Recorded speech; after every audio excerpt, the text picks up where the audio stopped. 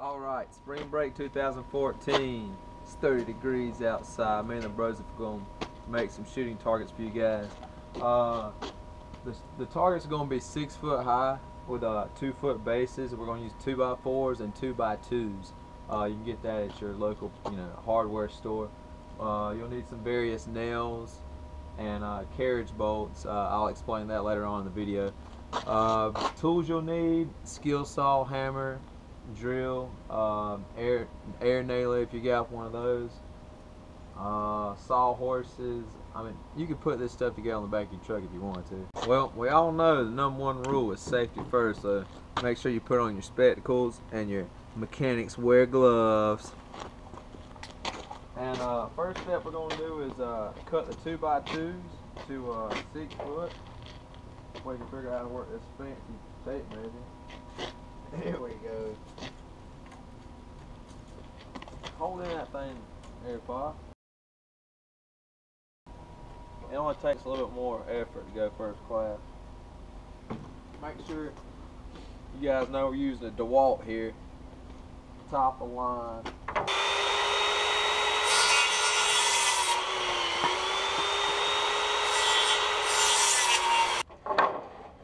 The second step is for the 2 foot sections that are going to be our cross members. Go ahead and make your mark at 24 inches and 48 inches.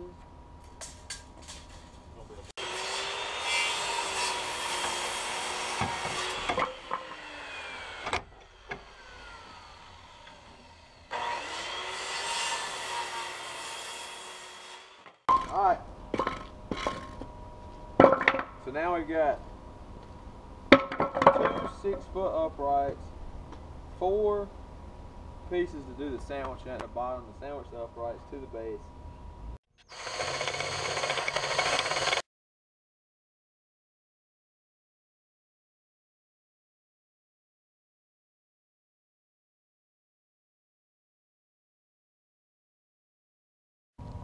Now Dalton's driving in the screws on the 2 foot sections with an impact driver. Basically you got the 6 foot uprights with 2 foot cross member, and then we've taken and drilled holes into the 2 foot members with our drill driver, and we're going to be inserting lag bolts into those to make a sandwich. We went ahead and finished one so you could tell what we're doing, but basically we're sandwiching the uprights in between 2 2x4s with lag bolts, so you can take and disconnect the uprights from the base. Okay, so for our base pieces, we've got a 24-inch section. We're going to take and bisect that at 12 inches for our center, and we're going to take half the distance of a 2x2 and come off, which would be 3/4 of an inch. Then we'll add 1.5 inches. This is going to serve as the base for our clamping mechanism. We're mounting the base sections to the vertical member that connects the two. I mean, this ain't no piano, so. Woo. Right in the old kisser. Okay, the broski's going to attempt to make some triangle bases. What he's going to do, he's going to take and he measured 7 inches, and he's going to square that off, and he's basically going to make a triangle or 2 triangles, those as bases to help with torsion on this member right here. Okay, now I'm going to take and drill some pilot holes, that way we don't bust this fragile wood.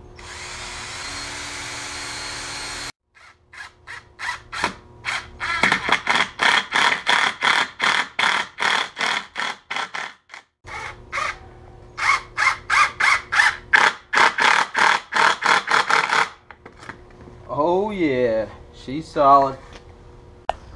Now, what size lag bolt do we use to connect the two, sir? These are 5-inch long, 1/4 carriage bolts with a 1/4 inch washer and wing nut to fit them all. Show us a picture of that, sir. Alright, so here's your carriage bolt. Oh yeah? Alright. Washer. Uh-huh.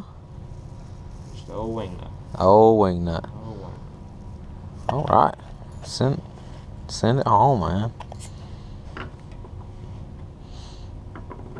Oh yeah? Oh yeah, like a glove, right? An improperly sized glove, but yeah. What do you mean, man? It's a little long for you? Is that what you're trying to say? A little long, little holes aren't quite lining up like we like them to. Hey, I mean, sometimes you just gotta force them on in there. Yeah. They're not always gonna line up for you. But it's a tight fit, that's all that matters.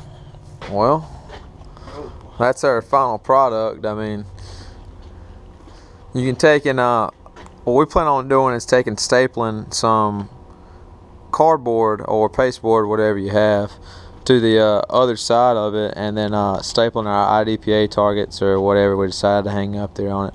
I mean, it's not really made to attach any steel plates to it, but I mean, if you wanted to take and you think it would hold a steel plate?